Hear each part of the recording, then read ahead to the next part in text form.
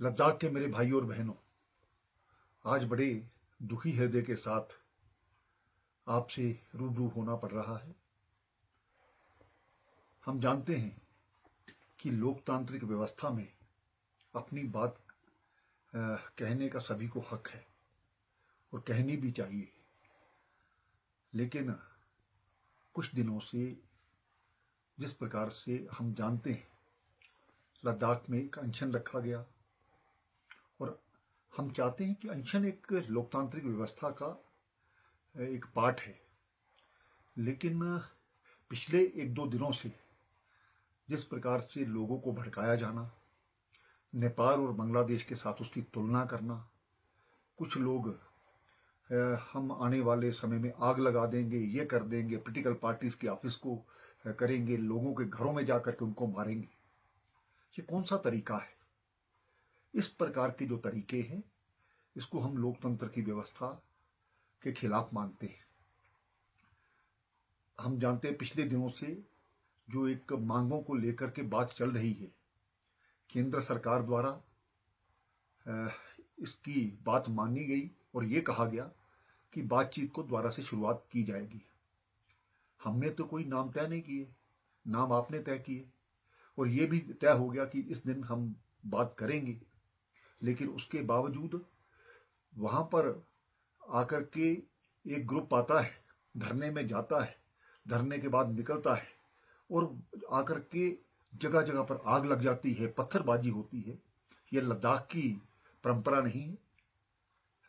मुझे आशा ही नहीं, पूर्ण विश्वास है कि जो लोग इसके पीछे हैं उनकी जांच तो की ही जाएगी, लेकिन वो इस लद्दाख के शांति व्यवस्था को खराब करने के लिए आए हैं, यहाँ का माहौल खराब करने के लिए आए। जो आज कुछ जाने गई हैं वो उसके जिम्मेवार हैं। इस प्रकार के लोगों को बर्दाश्त नहीं किया जा सकता।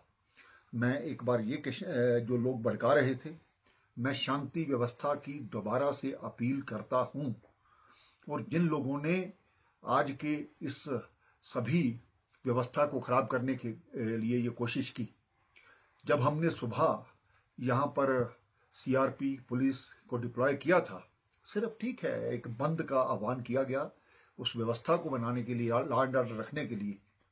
वहाँ पर हमारे सभी जो पुलिसकर्मी हैं उनके हाथ में लाठियां दी गई थी, लेकिन सीआरपीएफ के लोग गाड़ी के बीच में बैठे हैं और उनको जलाने का प्रयास किया जाता है। ये कहाँ का इंसाफ है? क्या हम अपने जवानों की जान इसी प्रकार से जाने देंगे? उसके बाद कुछ लोग डायरेक्टर जनरल पुलिस, जो कि यहाँ की लॉ एंड ऑर्डर को मेंटेन रखते हैं, कई वर्षों से यहाँ पर सेवा का काम कर रहे हैं, उनकी गाड़ी पर बड़े बड़े पत्थर मारे जाना, ये कहाँ का इंसाफ है? क्या इसके पीछे कोई साजिश करने वाले लोग नहीं हैं? मैं लद्दाख के शांतिपूर्ण शांतिप्रिय लोगों से ये कहना चाहता हूँ, आप इस चीज़ को समझिए। कुछ लोग अपने मफाद के कारण से पूरे लद्दाख की जो सुरक्षा व्यवस्था है उनको खराब करने का प्रयास कर रहे हैं। मैं लद्दाख की जनता के साथ हूँ, मैं लद्दाख के नौजवानों के साथ हूँ और लद्दाख के नौजवान जब भी मुझसे मिलने आते हैं, मैंने कभी किसी को मना नहीं किया। और जिस प्रकार से उनके भविष्य की हम बात सोच रहे हैं, चाहे वो टूरिज्म के माध्यम से, चाहे वो एजुकेशन के माध्यम से या हेल्थ के माध्यम से, और नई नई नौकरियों का यहाँ पर नोटिफिकेशन जारी हो रही है। कुछ लोग चाहते हैं कि कोई भी व्यक्ति यहाँ पर नौकरियों में ना जाए, उनका रिकॉर्ड खराब किया जाए, उनका फ्यूचर खराब किया जाए। क्या उनका जो पुलिस का रिकॉर्ड है वो खराब नहीं होगा? इस चीज़ को समझने की जरूरत है।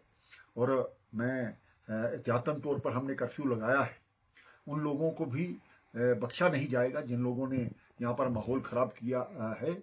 और मैं आपके माध्यम से भी ये कहना चाहता हूँ कि यहाँ पर लोगों की जो इन्वॉल्वमेंट है शांति व्यवस्था को बनाने में होनी चाहिए। हमारी जो रिलीजियस लोग हैं, हमारे जो राजनीतिक पार्टियां हैं, मैं उनसे भी अपील करता हूं कि इस प्रकार के जो लोग जो उनको चिन्हित कीजिए, आइडेंटिफाई कीजिए और उनको रोकिए। आओ हम सब मिलजुल करके लद्दाख में एक शांतिपूर्ण व्यवस्था को कायम करें। जो एहतियातन थोड़ा कर्फ्यू लगाया गया है, जो लोग इसमें जिन्होंने जानें गंवाई हैं उनके परिवार के प्रति संवेदना व्यक्त करता हूँ। लेकिन आइंदा इस प्रकार से ये सभी चीज़ें इसलिए की गई ताकि और ज़्यादा यहाँ पर कैजुअलिटी करने का जो प्रयास किया जा रहा था उसको हमने रोका है। बहुत बहुत धन्यवाद।